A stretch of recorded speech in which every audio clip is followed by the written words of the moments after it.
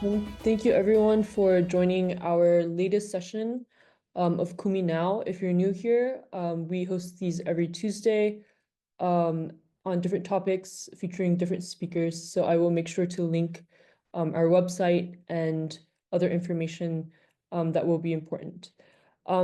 Today's topic will be on food sovereignty, and we have the honor to be joined by Fatih Nimr from Shabaka.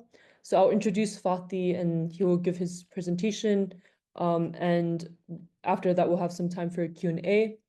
So Fatih Nimr is Shabaka's Palestine Policy Fellow. He previously worked as a research associate with the Arab World for Research and Development, a teaching fellow at Rosette University, and a program officer with the Ramallah Center for Human Rights Studies. Fatih holds a master's degree in political science from Heidelberg University and is the co-founder of decolonizepalestine.com, which I think some of you might know the website, which is a knowledge repository for the Palestinian question. And Fatih's research revolves around political economy and contentious politics, and his current focus is on food sovereignty, agroecology, and the resistance economy in Palestine. So today is Earth Day, so he'll talk a little bit about food sovereignty and other areas that concern his research. So thank you so much, Fatih, and we look forward to hearing from you today. Thank you very much, and it's wonderful to be among you today and speaking with you about this topic, because today is Earth Day. It's a very special day. Everything regarding the Earth and our topic is really linked because there's nothing that could be considered its own little sphere. Politics, economy, ecology, everything is tied together. And especially when we're talking about settler colonialism, which has multiple mechanisms and tools for domination, the domination is also interlinked and each area affects the other areas. So on Earth Day, it's very important to talk about the agriculture sector in Palestine, about food sovereignty and the ability of Palestinians to be able to feed themselves, because simply put, if we can't feed ourselves, we can't free ourselves. And we'll talk about that in more detail in a little bit during the presentation. Hopefully, it'll be around half an hour, 20 minutes, depending.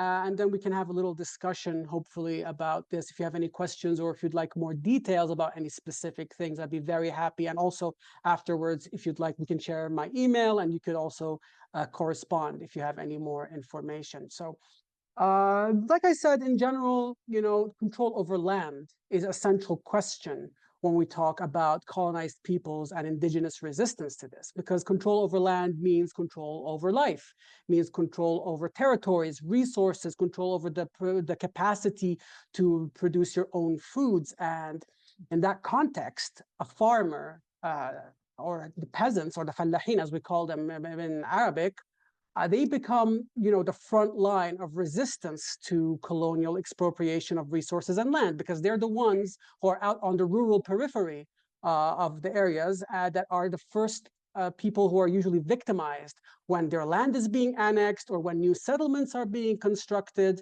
So they have an almost mythical status and symbol in Palestinian culture. And we talk about the return to the land. We've been talking about this for almost 100 years because, as I'm sure you're aware, most of our rural areas have been taken over. The majority of these were taken over in 48, and again, a big chunk of them in 67. And more Palestinians are being corralled into kind of these like urban communities and cities, because basically rural areas have become dangerous. And we will talk about that in more details soon. So as I mentioned briefly, the economic and political and social and economical spheres, they're all interlocked and connected.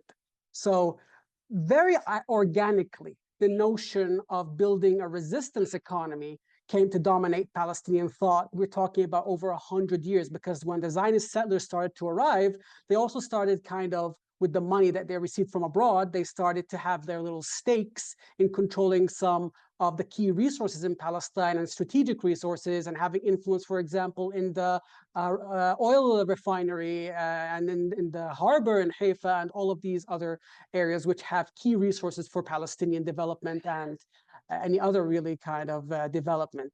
So the idea of having our own economic institutions and economic structures to kind of counteract this influence had emerged very, very early in the literature on Palestinian resistance. But I would argue that it really reached its zenith with the first Intifada, which was in the late 1980s. And that was, to you're not aware, was a period of mass civil disobedience, where Palestinian society kind of rejected the colonial administration and kind of created their own committees to run through things. So instead of going to an Israeli sanctioned health clinic, we'd have our own doctors do our own tests, or we'd have our own little committees that produce our own food without any kind of proper authorization or proper kind of, tributes or taxes you have to pay to the Israelis. Because at the beginning, that's how things were. Like we were under complete domination. So these things were so successful to the point where in the 2 years between 87 and 89, we're talking about over 500,000 fruit trees were planted across Palestine because Palestinians wanted to produce their own food to kind of have independence, food independence. There were committees called the self-reliance committees. We'd produce our own eggs, our own milk, and other necessary goods for survival. I think a prominent example is called a Victory Garden in the first Intifada, where people would basically, in their households, instead of having, let's say, a jasmine tree or any of these kind of, decorative trees or plants or flowers, they take them out and they plant potatoes, they plant tomatoes, they plant fruit trees or anything that's productive. So there was a huge limit of kind of self-sufficiency that arose out of their plans. And there were entire organizations and cooperatives that arose. An example of this would be the Shed, which emerged in Beit Sahur next to Bethlehem, that provided seeds, tools, and all these kind of inputs, insecticides and such, at cost without any kind of profit motive. And this was so successful that they were able to plant over 500,000 trees in 2 years. And I'm not just talking about the Shed, I'm just talking about the whole region. But the Shed was one example of these organizations. And these projects were so successful that the Israelis were actually really mad at this. There's this, I don't know if you've heard about it, the infamous wanted cows. Palestinians actually bought cows to produce their own milk to rival Israeli milk. And there was actually an arrest warrant out for the cows. They wanted to take them out, and because they didn't want Palestinians to be able to produce their own milk. There's actually a documentary about it. Just Google "wanted cows Palestine" and you'll find, I think it's called the Wanted 18 or something like that. It's as ridiculous as it sounds, but it truly is. This is like the level of control that Israelis had over Palestinian life in the past, and they continue to. And now I'd argue now it's even becoming worse. The Israeli army at the time, to kind of combat this, they would say, well, we're going to see when the harvest season is for apples, for example, and they'd say, well, this is going to be a period of curfew, so you're not allowed to pick your apples, or you're not allowed to harvest your wheat. And they'd keep the curfew going for as long as it took for the crops to kind of fall to the ground and spoil. So it's like these kinds of controls of mechanism that we're going to be talking a bit more about, that the Israelis were really keen on maintaining.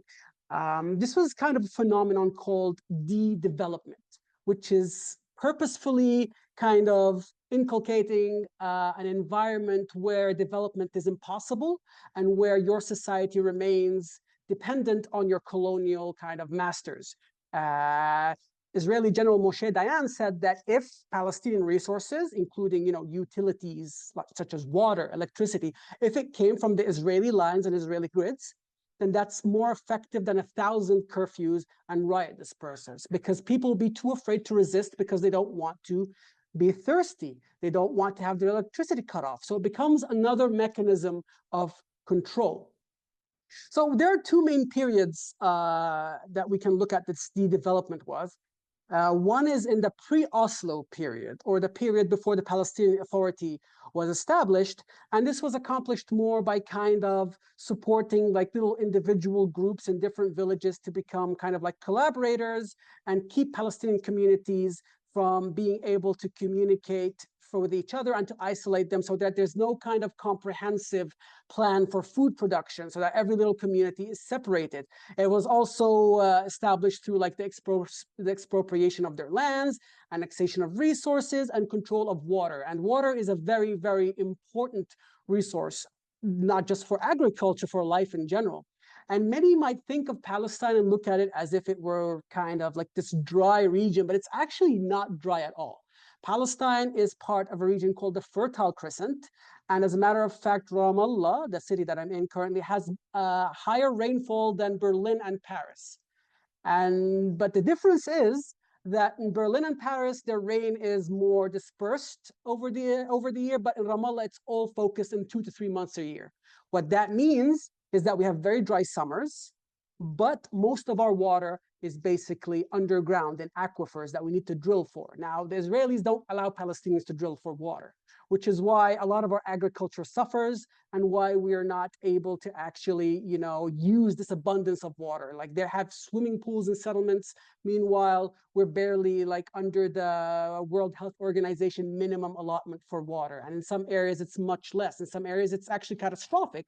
A single Israeli settler in the Jordan Valley, for example, uses water 15 times more than one Palestinian living there, because the Palestinian communities there are simply not allowed to have any kind of access to water, even though their village is situated on top of water wells. They're not allowed to dig for it. And those same water wells are used to irrigate Israeli crops at a subsidized price.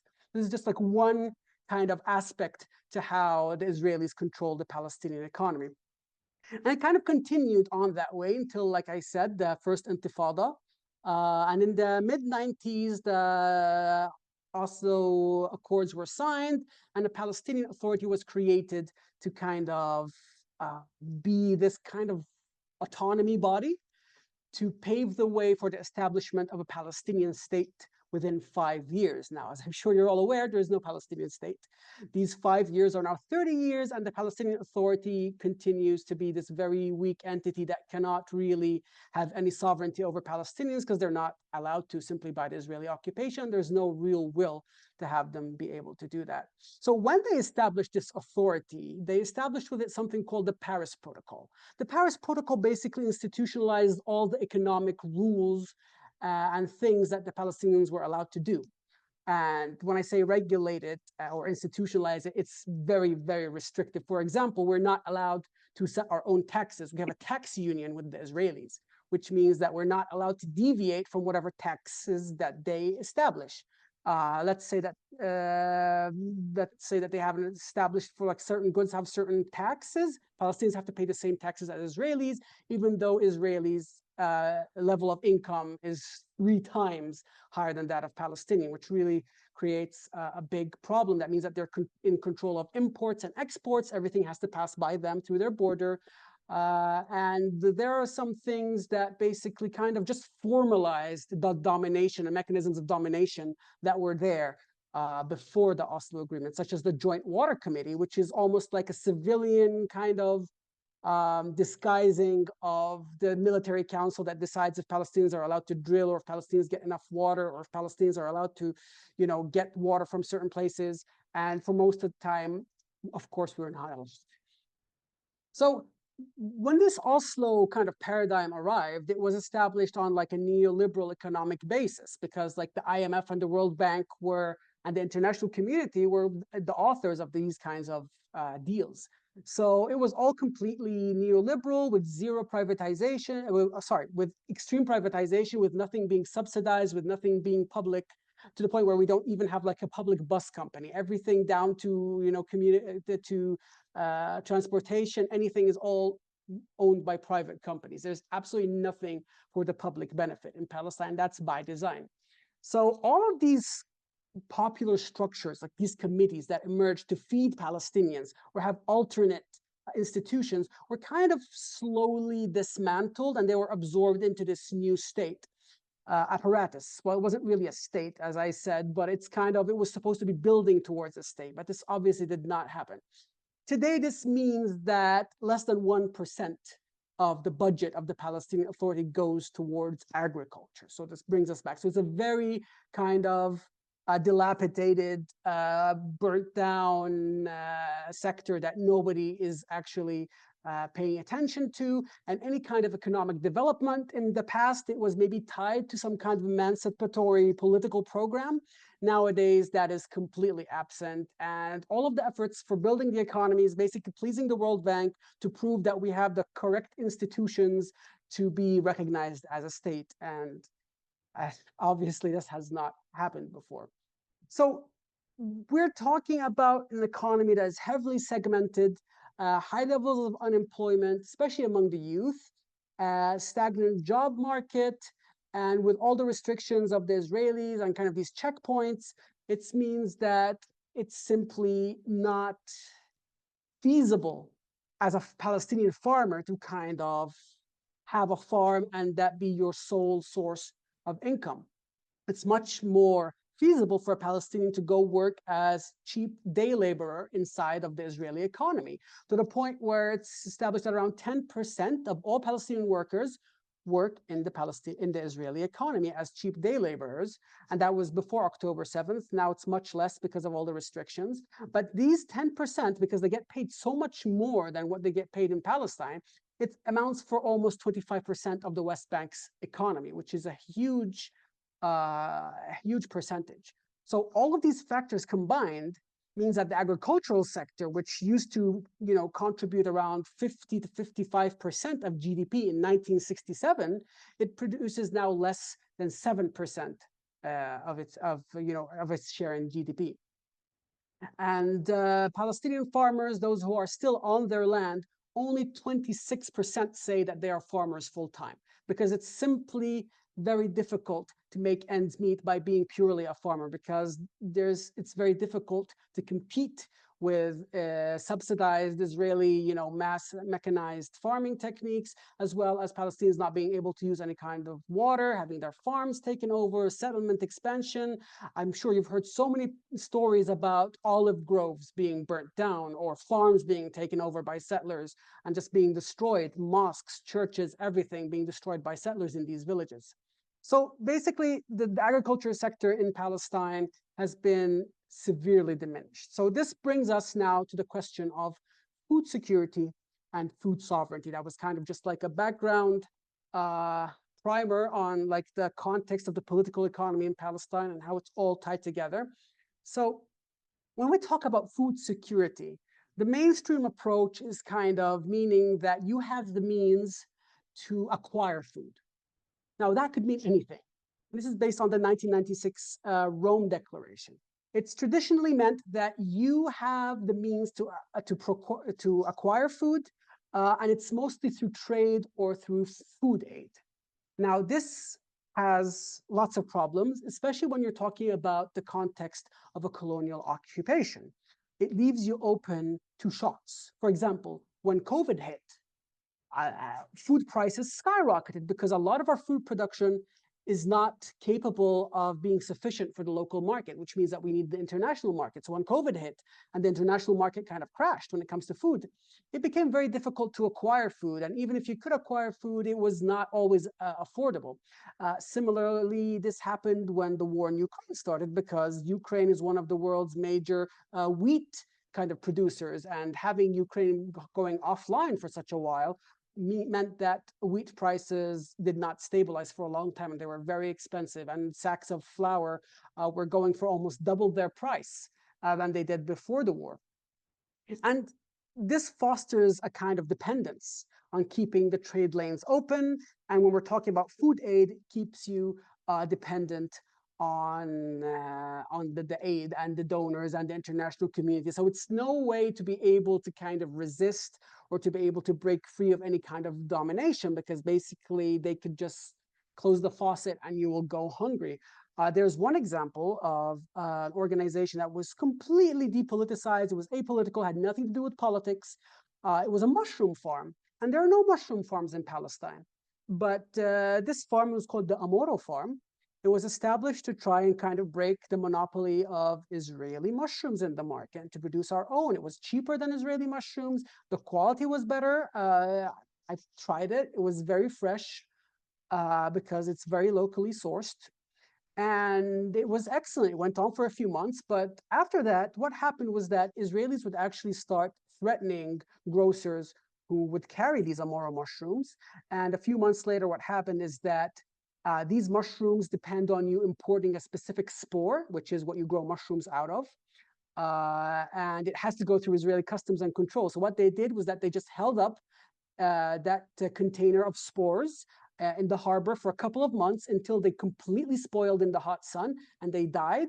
And basically, the business went bankrupt. They only allowed it in once they were sure that the spores were completely dead.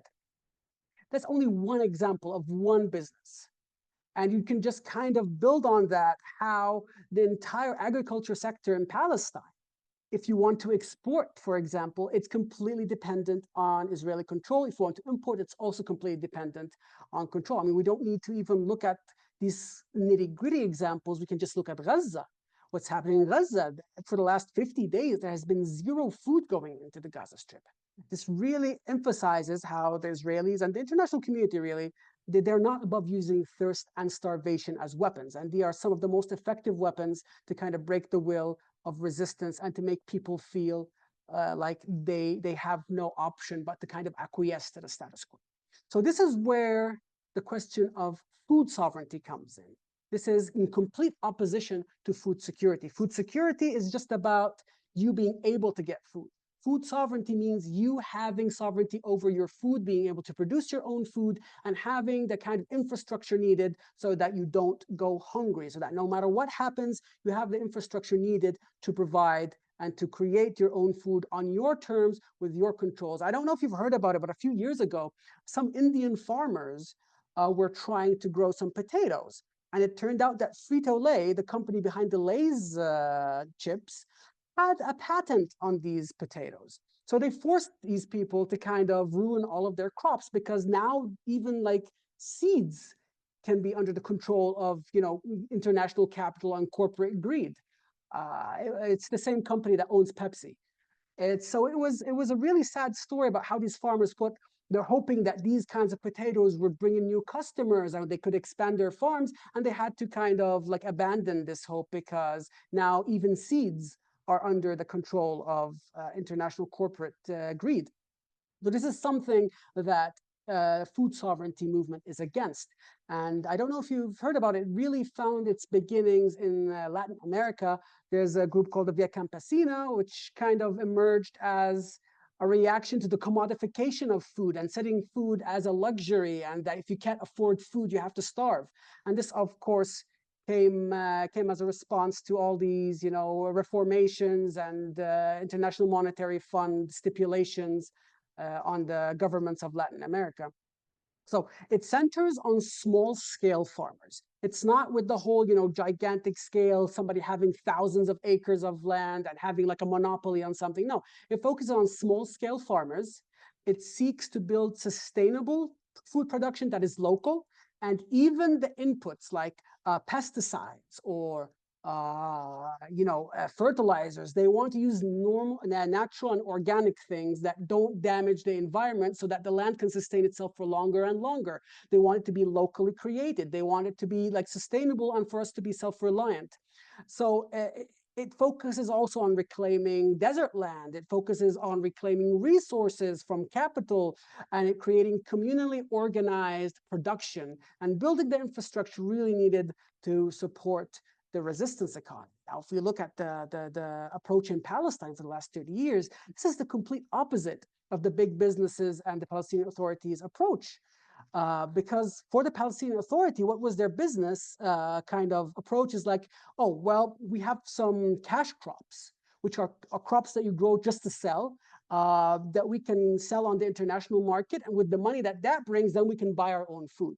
So that meant that a region like Gaza that has food insecurity, they were encouraged to grow tulips and flowers to sell to the European markets. Could you imagine like the ridiculous situation where hungry farmers are growing flowers to sell to Europe instead of growing wheat or growing, you know, potatoes or anything that could kind of say, but there's no profit in these things. That's why we need to decouple the idea of having an economy of resistance with the idea of it being profitable. Like resistance comes with a cost. And I know that's easy to say when I'm not the one on the line, but that's what we're going to be talking about a little bit in a second. So what I'm basically saying is that the movement towards food sovereignty is not just an economic movement, it's also political and a social movement. And these things are very intimately interlinked. Another benefit to this kind of return to the land and kind of like try to reorganize farming in this traditional method is that it would make Palestinian communities more resistant to closures. If you focus on all of your fertilizers by being produced locally, that means that if we are somehow cut off tomorrow from the rest of the world, it means that the crops will survive and they will still have a good chance to have good production.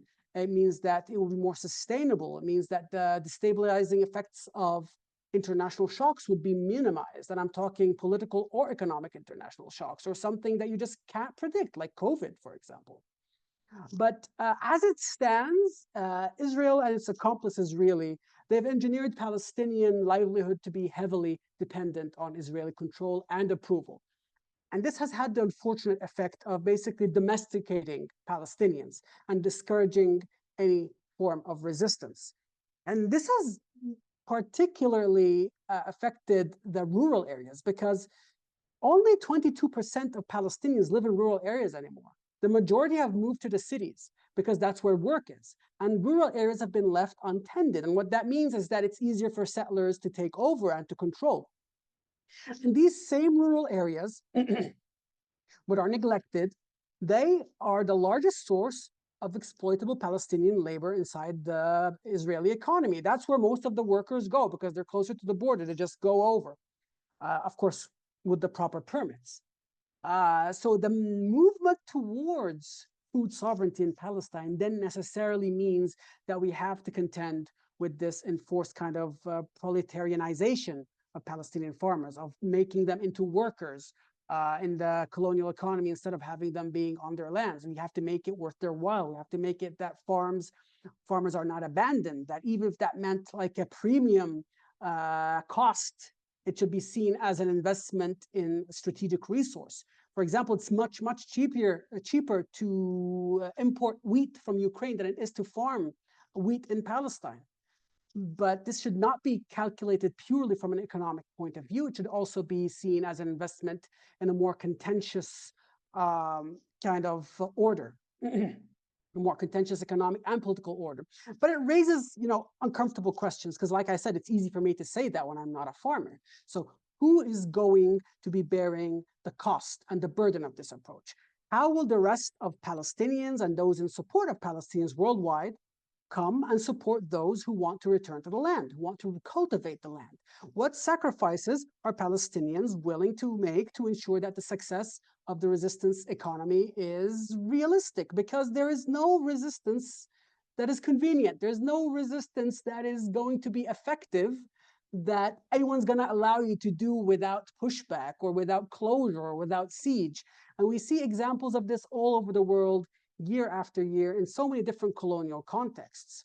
So these farmers, at the end of the day, they abandon their lands because agricultural production on average in Palestine cannot provide a similar income level to other jobs.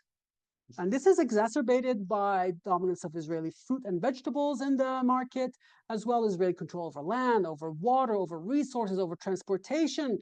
So many different ailments of the Palestinian economy are also contributing to why farmers feel like it's just simply not worth it. It's simply not worth it to do all of this difficult work, this back-breaking work, without any kind of insurance if there's a bad season, for example, or if a settler burnt down my orchard after 5 years of cultivating trees, because as I'm sure you're aware, trees don't produce in the first year. You need at least 4 to 5 years for them to be productive. What if after 5 years, settlers come over and burn my lands? Then what? That means that I have invested 5 years of my life tending to these trees, putting all this money into fertilizers, water, taking care of it, and then there's no security net. There's no way to make sure that I will actually be able to make a living off of this. and there's no protection. Palestinian Authority can't protect you because this is in areas outside of its control. The Israelis are definitely not going to protect you from settlers. If anything, they want you to leave this land. So being a farmer needs to be protected socially, needs to be protected by local committees. It needs to be protected also with material support. We can't just rely on these symbolic gestures. They need material support. They need material insurance in case their crop fails. They need people being able or willing to protect the farms from settler attacks. And these are questions that really touch on the whole idea of protecting these periphery zones from the occupation and from settler attacks. And it all is connected together, because if we can feed ourselves from these territories, it means we have more kind of ability to withstand any of these other attacks. So a successful shift to food sovereignty, it cannot be separated from a broader social political movement that encourages Palestinians to support their farmers, even if the price is relatively higher from a material perspective. Because locally produced food should be seen more than just something to consume or as sustenance, but should be seen also as an investment in a more contentious economic order that will allow Palestinians to kind of survive on their land. Now, of course, there's so much more than this. This is just basically a very quick crash course, but I would like to leave the floor open for more questions. There's a much more detailed kind of version of this lecture. It's on our website. We might be able to share the links with you later if you want to look at all the numbers with all the sources and all the kind of nitty-gritty numbers. So thank you all for your attention, and any kinds of questions or anything related, not just to food sovereignty, also to ecological issues in Palestine, because it is Earth Day after all. And the question of greenwashing, I think it's very crucial when it comes to understanding the modus operandi of Israeli settler colonialism in Palestine. And thank you very much. Thank you so much, Fatih, for this very insightful presentation. And if you have questions for Fatih, please put it in the chat and I'll make sure to verbalize it. So while we're waiting for questions, I have a few of my own just to start the conversation. I think it was really important what you mentioned about the need to decouple resistance economy and profit. And I wonder if you could elaborate, because you mentioned different groups and their different positionalities. Like, for example, the global community has a different stake or different responsibilities than, let's say, like Palestinians who are living in cities. So I'm curious if you could elaborate on actionable steps or steps that these different groups can take to begin to take part in this larger, social movement, as you said. So yeah, I wonder if you could elaborate a little bit on that. Yeah, for sure. I mean, everybody can help in the way that they can from where they are. Like, not everybody can help in the same way. Not everybody has the obligation to help in the same way. But if there is to be some kind of transition, there needs to be some material support to these kinds of funds that help set up farmers. Because this kind of stuff that I'm talking about, there are some like nascent institutions that are trying to do that. The Palestine Social Fund, for example, does a lot of what I've spoken about, but they don't have much kind of reach or support compared to other organizations. And any kind of donations, I'm unaffiliated completely with them, by the way, just so that I make that clear.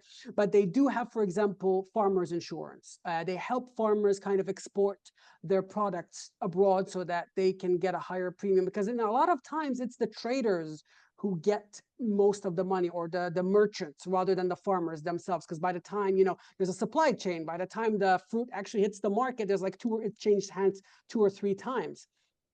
So any donations to organizations like the Palestine Social Fund, that would be a huge thing from the global north in general. And also, not just like in the global north, we're even talking about in Palestine, there are multiple levels. Palestinians in the West Bank have it better than those in Gaza. Palestinians inside 48 have it better than that in the West Bank. So we can kind of do this transfer of resources, transfer of wealth by supporting each other and kind of helping farmers basically make farming be something that they can live off of. That's one of the most direct ways that we can support this kind of sector in Palestine, because it's out of the hands of the Palestinian government and the Palestinian Authority. They can't do anything about it because most agricultural land in Palestine is out of their control to begin with. And this is kind of where it needs to be sustainable for farmers to be able to live. It's like it's easy to say like, oh, but it's the land and it's what we need, but they also have a family to feed. They have obligations themselves. So the number one way through which the global north can help with this, I would say, is to try and find agricultural networks in Palestine that can help with food sovereignty. There's other examples, such as the Union of Agricultural Committees. I can give a list, if you'd like, of organizations that focus on this. I saw a couple of questions about greenwashing. Could I just quickly talk about that? Yeah, of course. Yeah, there's several. Okay, so greenwashing is kind of like yeah, exactly what Judith said. It's kind of like trying to put a friendly face on an entity or a country by appealing to environmentalism or saying that we're environmentally friendly. For example, the Israelis say that, oh, we're the most vegan-friendly army in the world. Look at us, we love animals, we don't want to harm animals. That their boots are made of like leather, not actual real leather, and as if it matters what the boot that's on my neck is made out of. But this kind of like, oh, or we made the desert bloom. I'm sure you've heard of this kind of line multiple times, that the Israelis like found this desert and they turned it into this lush oasis, even though it's really it's more fiction than actual fact, because Palestine, like I said, was part of the Fertile Crescent. It was never a desert to begin with in the way that they frame it. And we need to be careful, because a desert does not mean uncultivated, because there's desert agriculture, there's desert culture, there's a lot of things in the desert that happens. As a matter of fact, there's this specific kind of Bedouin agriculture that was very successful in the Palestinian South, in the Palestinian desert, before the establishment of the Israeli state. And now that's all gone because the Bedouins have been kicked out, most of them anyway. So trying to basically appear that they're environmentally cautious when they say, oh, look at that, the Israelis are planting like 1,000,000 trees a year. There's these kind of effects that happen in the West Bank, for example, because technically the West Bank is under military law and not Israeli law. So what happens is that all the dirty industries inside of Israel, like they have pollution or smoke or chemicals, what they do is that they establish these businesses in the West Bank and they dump all of this pollution on Palestinian areas. A prominent example of this is the Barkan Industrial Park next to the city of Selfit and the villages of Selfit. And that area has one of the highest cancer rates in all of Palestine, because there's so much industrial waste being dumped onto these areas. And when animals eat from the grass, for example, or when people farm over there, everything becomes tainted with this poisoned water and this poisoned, chemical. There's like a river of sewage at this point there from these settlements, and they are not allowed to build treatment plants. As a matter of fact, there was a German project to build a treatment plant for this in that area, and Israelis said, well, unless you treat the sewage from our settlements, we're not allowing you to give you a permit. It's this kind of control that reaches every kind of facet of life in Palestine, that no matter how minuscule, there's always that kind of aspect of control. So that's greenwashing very, very briefly. There's a lot of information about it actually online if you're curious to read about it. Just there's a lot of different kinds of washing also, not just greenwashing, if you're curious about looking at that. Thank you, Fathi. I think there's also another comment. Let's see, in terms of questions. I don't know if you know anything about this, but someone asked a question about Israeli wines and the politics of winemaking. Um, and I know there are some Palestinian beers and wines, but I'm curious, what uh, you can add to that discussion in regards to food sovereignty and agriculture. I mean, unfortunately, I'm not very well acquainted with kind of like the wine and beer kind of industry over here. I think the top, like the top beers like Taibe, there's also Shepherd's, and we also have the Kremezan Monastery, or it was part of Monastery. I'm not sure if it's still part of Monastery, but the Kremezan Wine Company it's the oldest probably wine company in Palestine. They have a wine festival every year. They have actually lots of different kinds, and they cultivate their grapes. But now the Kremezan Valley is actually being slowly annexed by the Israelis. Like Kremezan is actually a big flashpoint in the area of Bethlehem. If you just Google Cremisan, Cremisan Valley, it's actually a gorgeous green, lush kind of valley that's full of grapevines, and it's being slowly taken over. I don't know if it's detrimental, to be completely honest, because this is just not an area that I'm too familiar with. I mostly talk about, you know, food production rather than beverages, but I'm sure in a certain way, I mean, it is very water intensive, and the water is, you know, it's taken out of Palestinian aquifers to also use all over Israel. So I'm sure there's also always a knockoff, knock on effect with these kinds of things where it dominoes into places. And obviously, if Palestinian wine ever becomes too big, there's always a way that they can shut it down in one way or another, either by confiscation, or like I said with the mushrooms, they just simply let things die and you can't do anything about it. And it's just these little mechanisms of control.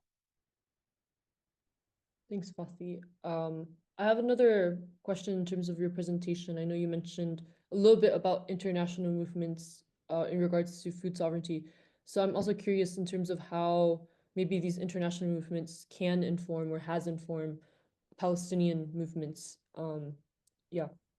Yeah, for sure. I mean, when we talk about La Via Campesina, it's called the Way of the Peasants. It's one of the first really kind of organized movement. I think it emerged in the 70s to basically establish food sovereignty. And you know, Palestine is the first Arab country to ever kind of have a partnership with La Via Campesina. It's one of the few Arab countries that actually has any kind of connections with them. So when we go and we talk about like indigenous technologies and indigenous like wisdom when it comes to how to grow things, like there's a lot of experience trade between Palestinians and all these other cultures around the world. Actually, Brazil in particular, they have a lot of kind of these exchange programs with Palestinians on agroecology. And this is the area that Palestinians are trying to grow most right now, agroecology, because it's kind of combines everything that supports food sovereignty also with an environmental kind of tilt, and also with increasing production simply by removing all synthetic fertilizers and insecticides over the years. It's not an instant kind of effect. It takes decades to build good soil and good water, and all these methods taken together, it does actually increase production. And I've had the privilege and pleasure to work with the Palestine Agroecology Forum on trainings and many different kind of things related to that. So that's usually a good kind of place to start. Look at La Via Campesina, and they have a lot of actually articles on Palestine and about all kinds of different agriculture, because always there's also like the animal aspect to agriculture.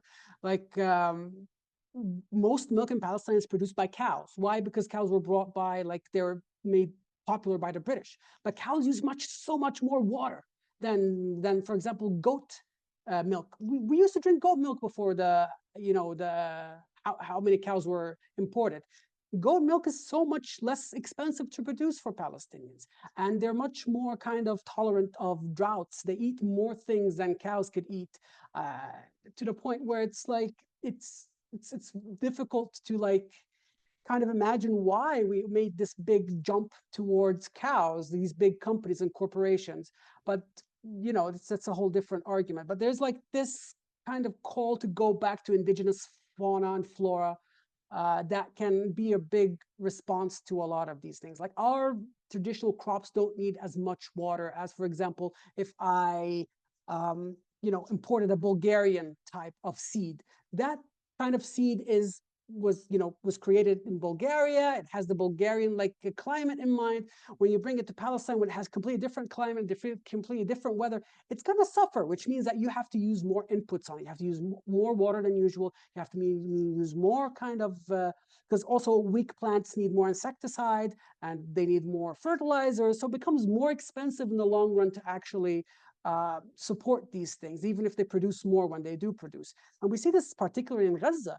Gaza's soil is very kind of saline, like it has a lot of salt because it's very close to the shore, and they have a problem with the aquifers. But the olive trees in Gaza can live under conditions that are very difficult. If we have an olive tree in Ramallah, it would not survive in Gaza because it's a completely different climate, completely different terrain, completely different, context. So every area having their own special seeds and holding on to them. This is also a big fear of what's happening in Gaza now. Like their seed bank is probably completely destroyed. We don't know where we're going to get seeds to kind of replant Gaza when the Palestinians are allowed to, because all of these indigenous seeds, God knows how many have survived, because agriculture in general in Gaza has been completely decimated. So this is an additional challenge, not even to count that when the Israelis want like a clear view of an area, they just spray it with herbicides because they don't want any trees near the border area. And the border area is the biggest agricultural area in Gaza to begin with. So there's huge swaths of land in Gaza that have become impossible to grow because it's full of herbicides and it's full of these different kind of chemicals that are being sprayed on purpose so that there's a clear view for the Israelis in their little observation towers and whatnot. Thank you. Someone put also several comments on the Palestine Heirloom Seed Library, so this might be related also to what you're talking about. So I don't know if you know anything about that, but maybe you can talk a little bit about that for the audiences. Is this the one in Bethlehem? Yeah, this is in Batir. This is in the West Bank, but it's impossible to get seeds into the Gaza Strip. It's like that's the problem. Yeah, Vivian Samsour, I believe, is still head of it or like involved in it. She actually brought back some of those old, like the area of Jenin, which is my hometown. They're very famous for their watermelons. It's called Jadouri watermelons. They're completely green and they're massive. They're very big. But with the advent of these kind of hybridized and GMOs and what have you, it becomes very difficult to grow them for profit because they simply cannot compete with Israeli watermelons. With the same amount of land, they produce 3 or 4 times the same amount of watermelons. So everybody starts, growing these seeds, and these seeds are completely under the control of the Israelis, obviously, so they can shut it off whenever they want.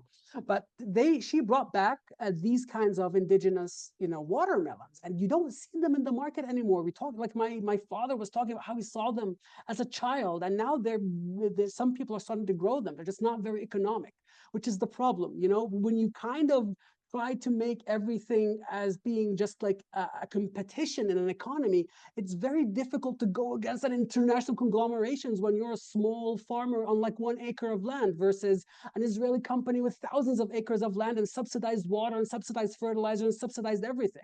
There's no subsidies for Palestinian farmers. There's no support network. There's no insurance. So I can't like grow 1,000 heads of lettuce and sell them for 10 cents in Palestine, which the Israelis can't do, when I can only grow 1,000 heads at a time, while the Israelis can grow 100,000 heads. Economies of scale, they can afford to sell it that cheap. They can afford to flood the market. As a Palestinian smallholder, you cannot afford that, which is why we kind of have to decouple the idea of profit from supporting Palestinian farmers. It needs to be enough to let them live, but at the same time, not to have to sell out and to kind of be part of this kind of vicious exploitation of agriculture is going on all over the world, not just in Palestine. And can you speak more on climate change as well? And someone mentioned also bombs and war technology. I mean, you see the siege on northern West Bank and how that might be destroying also the land. But in terms of climate change, we had Mazen Kumsiye a few weeks ago who talked a little bit about this, but I wondered if you could expand on it in terms of how the lack of waterfall or rainfall, for example, has been affecting agriculture throughout Palestine. Yeah, for sure. Like I said, it's because we're not allowed to drill for water is that we become completely dependent on the rain. And the rain-fed crops do not produce as much as irrigated crops. Like there's a study, I think, that 1 acre of rain-fed crops produces as much as 28 acres as rain-fed crops. Like that huge is the kind of disparity. So when we're not allowed to drill for water, that means that we become kind of hostage to the system. You can irrigate with drinking water. That's also one very expensive, and not all areas have access to drinking water. And if they have access to it, it's very limited. So if you get like 30 liters of water per day, which is less than the WHO's minimum, you're not going to spend most of it on watering your crops. You're going to spend it on drinking and bathing and showering and what have you, because it's clean water. And not to mention that it's very expensive. So when we're not allowed to drink, that means that we have to depend on rain-fed. But also, even on areas that are not rain-fed, that have a spring. For example, we have a farm outside of town that has a, we're lucky enough that it has a spring next to it. And this spring produces a lot of water per day, and we're able to do any kind of crop that we want. But that area is abandoned. Nobody wants to go into agriculture because even if it is, you could produce like a lot of crops. It's still much more exhausting than having like being in the services industry or being a laborer, and it pays less, and there's no guarantees for what could happen. Who knows if a settler could come over and burn your farm tomorrow? Nobody knows. Nobody can guarantee that it won't happen. If it happens, you have no safety net. You have no guarantee that you won't get a bug. For example, we were growing, not we, like Palestinians, a few years ago, there was this bug that specifically targeted cactus figs. And cactus figs are a big kind of crop in Palestine. It completely killed off most cactus figs in all Palestine, and nobody was able to do anything. It was difficult to control because there was no kind of organized control of it. And in the areas where there were, the success was limited. So yeah, you're talking about a cultivar that was completely wiped out. It took at least what, 4 years, 5 years for the trees to grow back again, the cacti to grow back again to where they're producing. And that's just like basically 5 years of your life savings and your life's things wiped out. That's just a regular kind of problem. It has nothing to do with the occupation. That's just a regular problem as a farmer. You know, farming is very hard all over the world, especially when it's like subsistence farming on a small scale.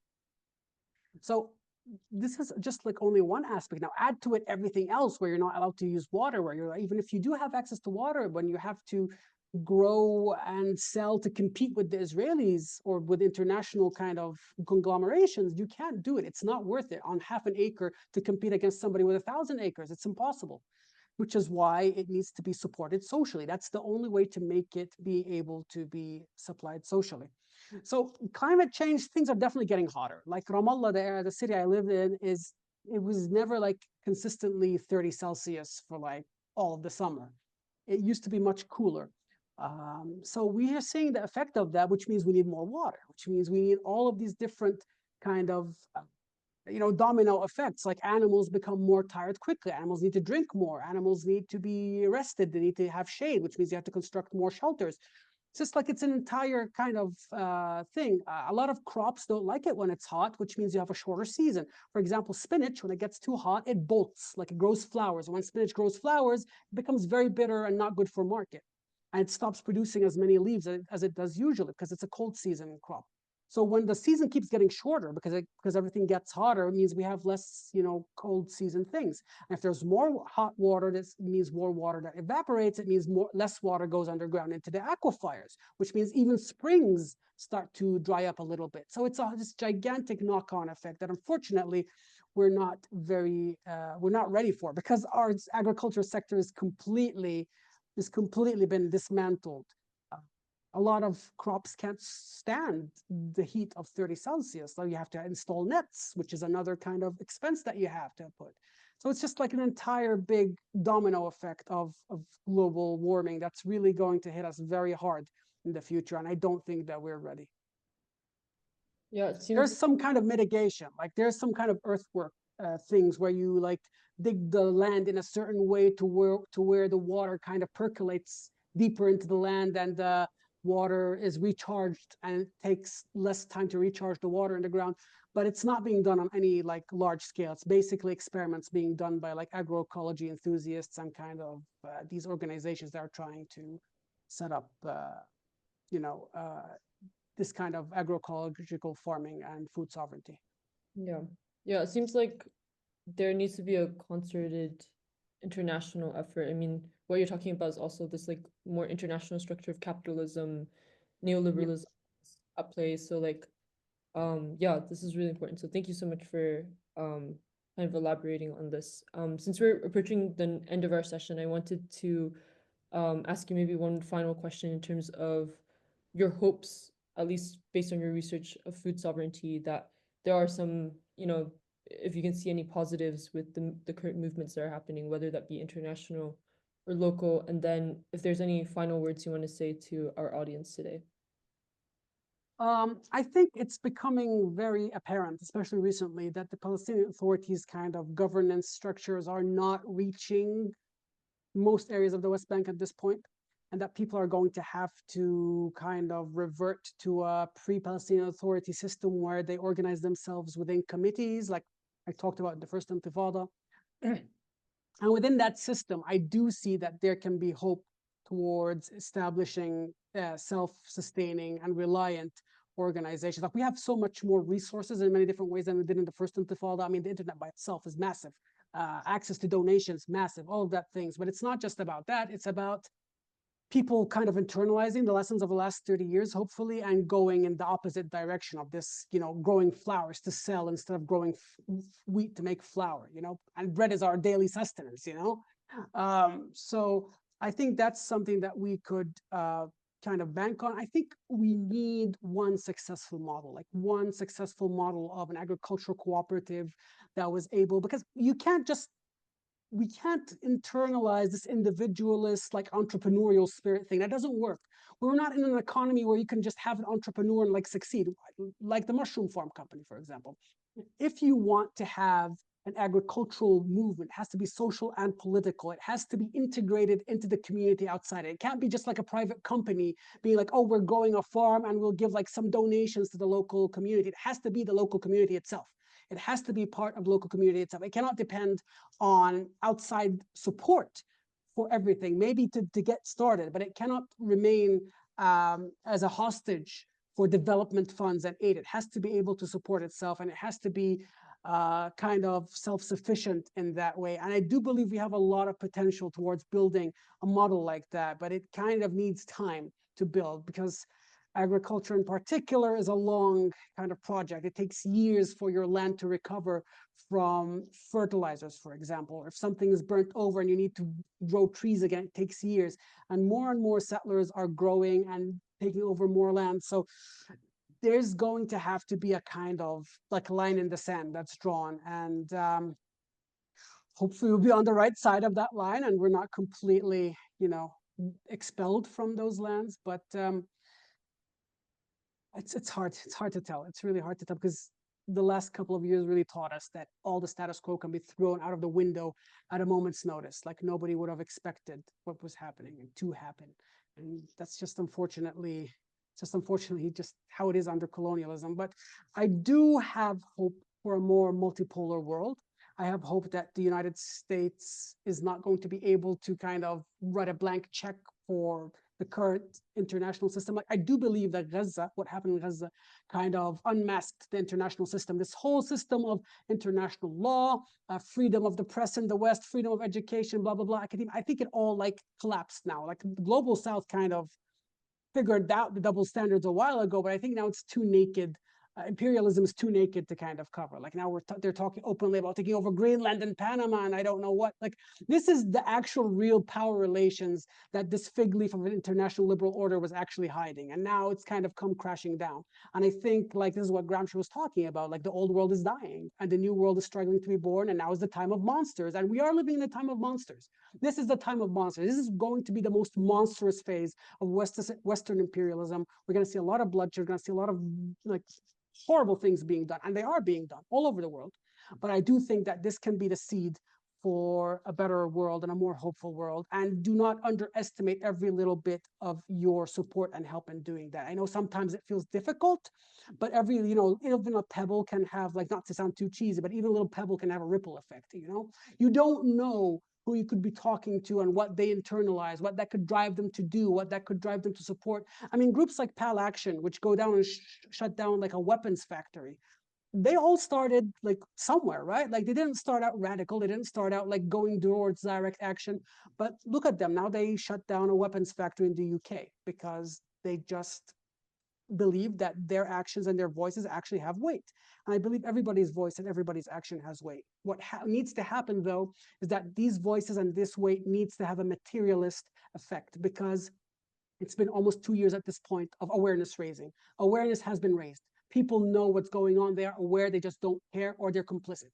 And we need to make that complicity expensive. We need to make it difficult. We need to make it impossible to sustain. For example, dock workers in Morocco and Spain who are refusing to let weapon shipments to Israel. That's a material thing that will affect the Israeli economy's ability to continue the war. An energy embargo. all the oil that's coming from even friendly countries like Nigeria. This is something that we need to work on. These are the material effects that we need to work on, because awareness raising, symbolic gestures, even like symbolic gestures I'm talking about, like the Irish government's recognition of Palestine, that's a symbolic gesture. It has no real life applications. A real life application would have been to ratify the Occupied Territories Bill, which makes it illegal to buy things from Israeli settlements. That would have had an effect on the Israeli economy. Recognition of a theoretical state on paper does not do anything for Palestinians. Already most of the world recognizes the Palestinian state. It has not done anything for us because it has no consequences on the ground. Until things have consequences on the ground, things will continue as they are, because it's, as has been made abundantly clear, simply saying that we reject this is not enough, and it needs to become, translate into material action on the ground, and to make it as difficult as possible for them to continue what's going on right now. Thank you so much, Fasti, for reminding us of the direction that we need to go towards as people of conscience. And can you speak just a few words about Shabaka, also the organization you work with, before you leave? Yeah, sure. I'm the pastime policy fellow for Shabaka. Shabaka just means network in Arabic. It's a think tank. It's an international think tank. Well, rather, it's a transnational think tank. We're Palestinian, but we have members and all over the world. We have around 200 members, and they're all specializing in their specific niche area, or not just niche, like their general area. We have, if you ever need analysis on a subject, there's a good chance that Al-Shabaka has already written over it. We're a policy network, so we suggest policies to be adopted either by grassroots, mostly by grassroots and civil society. We don't write too much to governments because, it's not always the best or most conducive thing. It depends on the topic. But we have things about health, we have things about economy, we have things about policy, we have things about, for example, the crackdown on student movement in the United States. We really touch on a lot of different things, and in different mediums. We have a podcast, for example. We have policy briefs. We have op-eds. It's quite a good amount of production. So if you would look at it, I'm sure they'll find something over there. And we've been working really this way since 2017. So we have a good amount of years and a big repertoire. It's available both in Arabic and in English. And yeah, we have a US policy fellow, which is more specialized in US politics towards Palestine. And I'm on the Palestine policy fellow, which is more anchored in the region. I'm talking about regional developments and such. And food sovereignty was basically my latest piece with them about how to basically build an economy of resistance. And we're trying to make it as accessible as possible and not vague as possible, like the actual recommendations, so that they're actionable. But yeah, that's a Shabaka in a nutshell. Thank you so much. And I hope the audience, I think, was really informed by your presentation today. So again, thank you so much for taking the time to be with us and share your knowledge with us. No, you're very welcome. And if anybody has any kind of follow-up or more information, you can feel free to email me. I don't know if you can share my email. Yeah, I can share your email in the chat. Yeah. So if anybody has any follow-up questions, or they'd like more, further reading, because I know this is all like barely touching or scraping the surface of what's going on. So I'm sure if anybody wants to read a little bit deeper, there's a lot of resources that we can recommend. Okay, wonderful. Thank you. Okay, so this concludes our session today, but I'll have maybe like 5 minutes, just because we usually try to do an action session or portion during the session. So feel free, Fatih, if you need to leave, you can leave. But I'll link the Fatih's email first of all. I just linked Al Shabaka's website, where you can see more of their research.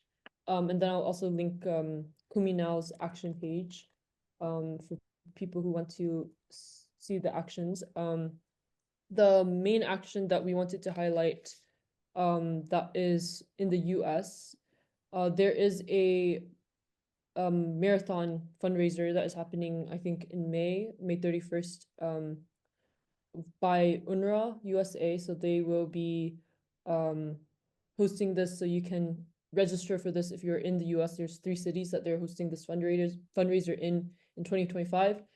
So there's one marathon happening in May, and then there's maybe, I think, 2 more happening the rest of the year. So you can look at the kuminow.com action page. It's probably in the first part of the page, and look at more details about this.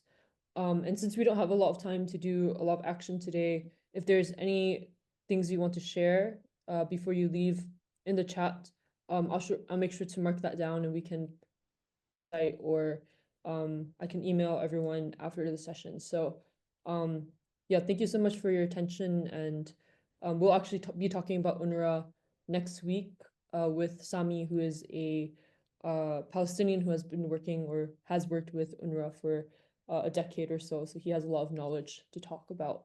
So we look forward to hearing from him next week.